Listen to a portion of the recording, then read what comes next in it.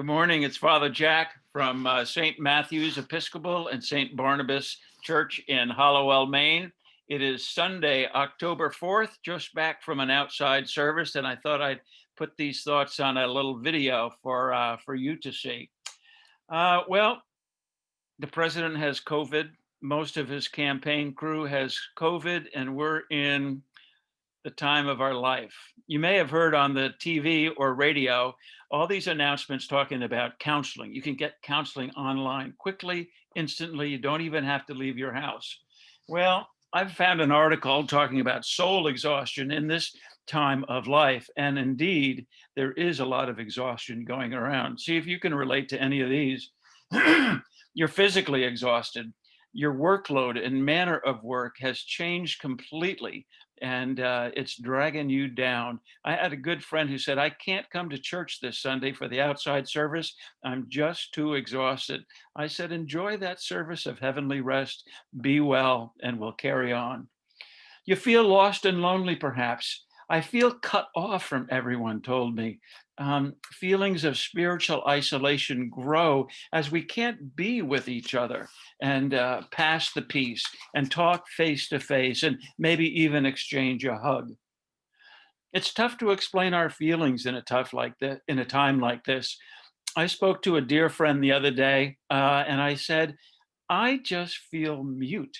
I'm overwhelmed so much by these different feelings that I have. I'm unable to put a name to exactly what I'm going through. How important is it that we have close friends that we can talk to and share our thoughts with? You might have experienced a panic attack. I've read about them, never had one until just the other day. And I thought maybe this is a panic attack. It was just like jittery and vibrating, and this sense of what is going on and what are we going to do? Anger. You may have felt anger. You know, after all the stuff came out about President Trump and the interview by Woodward, and he knew about the coronavirus and all these things in advance, and just I felt anger. Yesterday, when I was thinking about that and listening to the news, I felt anger at what's happened in our country because of the leadership that we've been blessed with. Frightened or afraid of the future.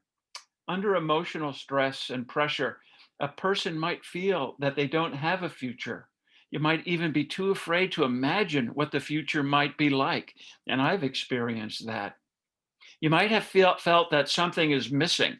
What is missing from our dialogue in the world conversation today? What's missing? We could make a list. How about honesty and integrity? So with all these calls going forward, hey, you can counsel someone, you can find counseling on the telephone. How can we find the medication and the health that'll help us endure through these times?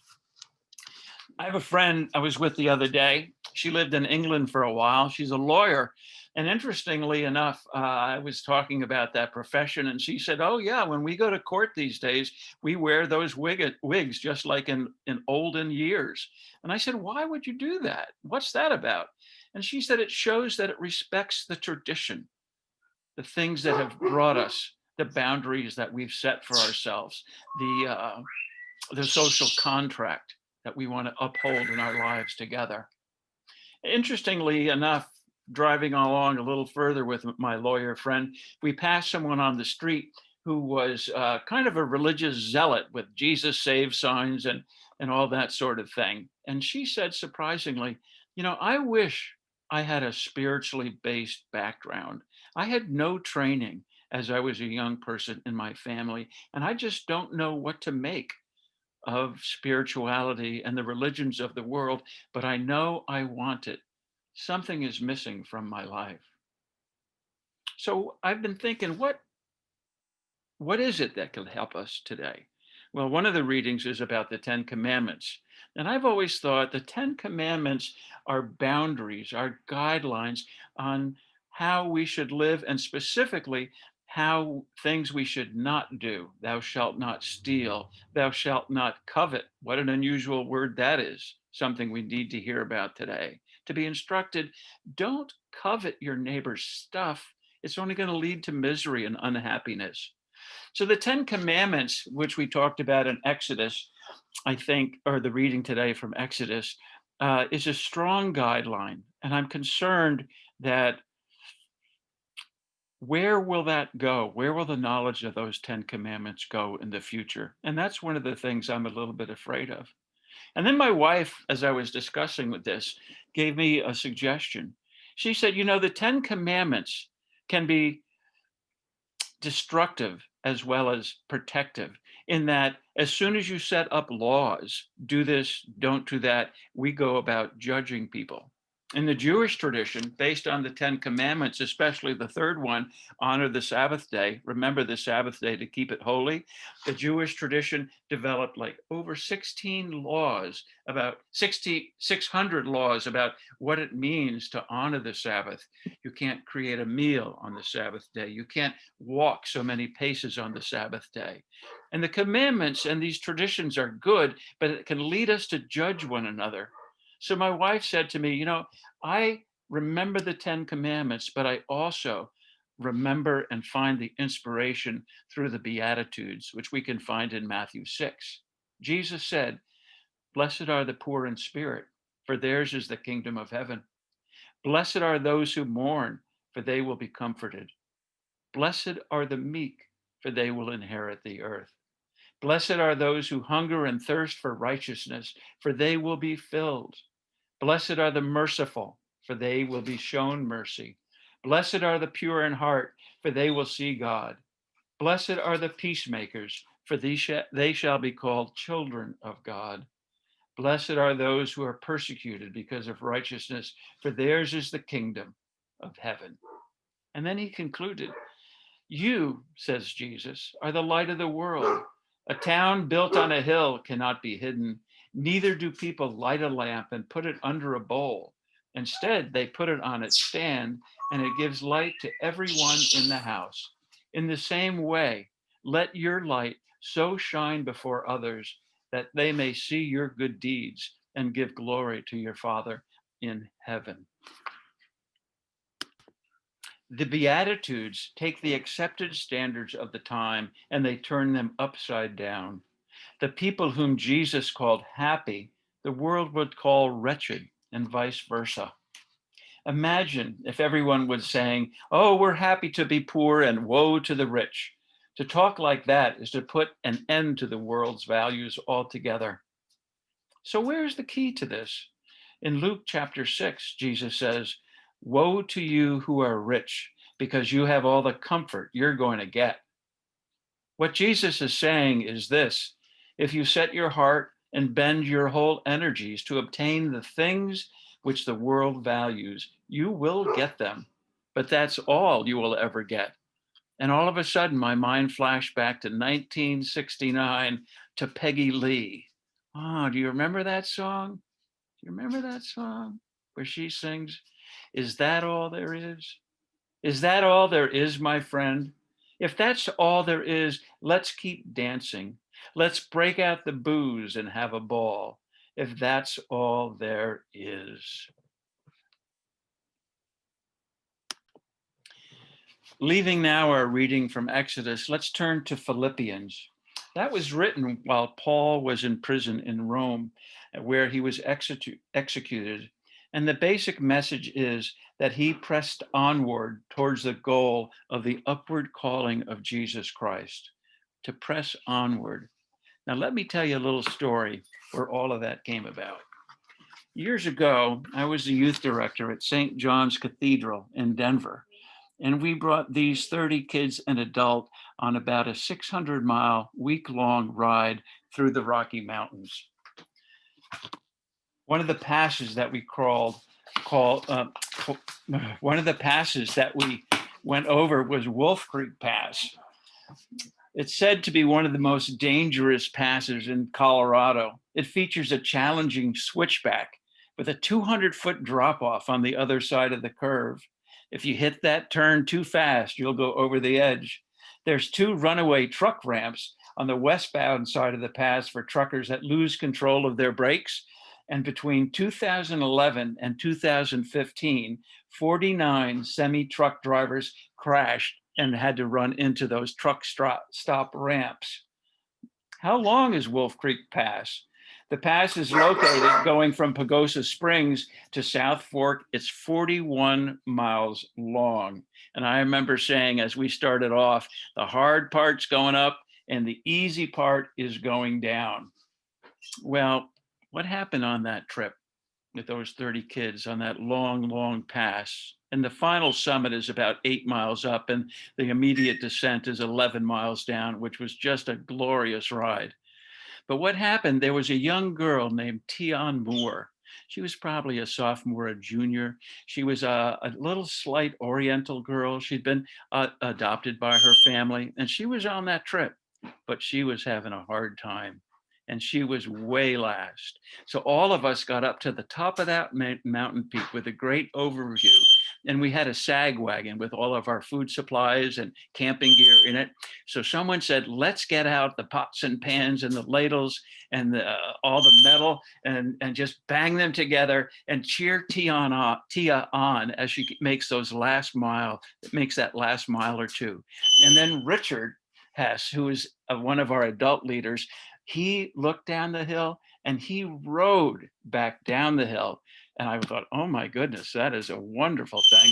And he stayed with her all the way up as she completed the pass, to the cheering and adoration of all of us. And that night, Richard, who went back for the little girl, was our devotional leader. And he read this passage from Philippians. I want to know Christ and the power of his resurrection and the sharing of his sufferings. Not that I have already obtained this or reached my goal, but I press on to make it my own because Christ Jesus has made me his own. Beloved, I do not consider that I have made it, but this one thing that I do, forgetting what lies behind, straining forward to what lies ahead, I press on towards the goal for the prize of the heavenly call of God in Jesus Christ. I've never forgotten that. In fact, this morning after church, I Facebooked a couple of those kids who were on that trip, just hoping to connect with them and see how their lives are today.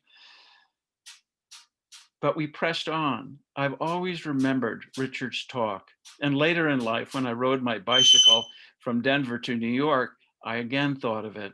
And when I was tempted to quit, I just thought, press on, continue, don't give up.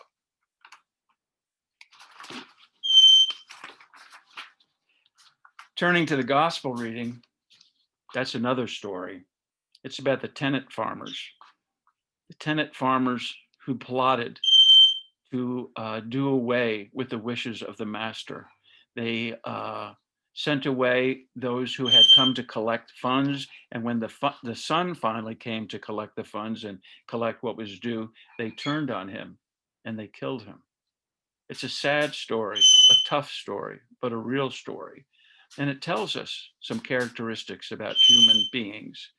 One, it tells us about human responsibility. That vineyard was equipped with everything, a hedge, a wine press, the tower, all those conveniences were set up. And those workers had a responsibility to show up every day, do their task, and return to the master what was owed to him. It also tells of human freedom. The master left those cultivators to do as they wish. God does not push us around. God has given us free will, and that we have choices. We have human freedom as to how we act. I have a young son, first year in college. A couple weeks into it, there's been a conversation about what you do matters.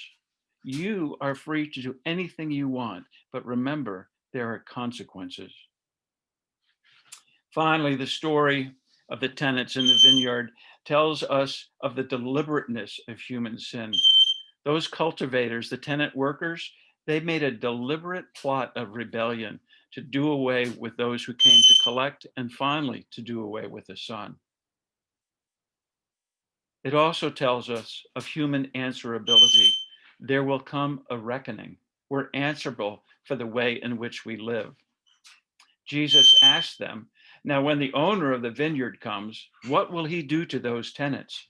And they said to him, "He'll put those wretches to a miserable death and lease the vineyard to other tenants who will give him the produce that is due him at harvest time." So how do we do this? How do we get through with these readings? Well, I think we remember the 10 Commandments and we obey them, but we're also inspired to good works, what we are to do through the Beatitudes. Through the reading of Philippians, we learn that we press on, we work hard, we don't give up on our goals, our spiritual condition inside, which is so important to us. And finally, the parable of the tenants tells us there are consequences. But how do we get through right now with all these feelings? I think there's a certain indestructibility to Christian joy. And I think it's because we have a sense that God is with us. All will be well. All will be well. All manner of things will be well. We can lose all the things in our lives, or so the theory is, but we can never lose Christ. And there have been times in these past weeks in my confusion and searching, I've just said, Lord, have mercy, guide us, be with us, supply our needs, be with our president, our nation, the world. This is such a troubled time. Let's remember the boundaries of the commandments, the inspiration of the Beatitudes, and the reality of the gospel story, that one day there will be a reckoning. Amen.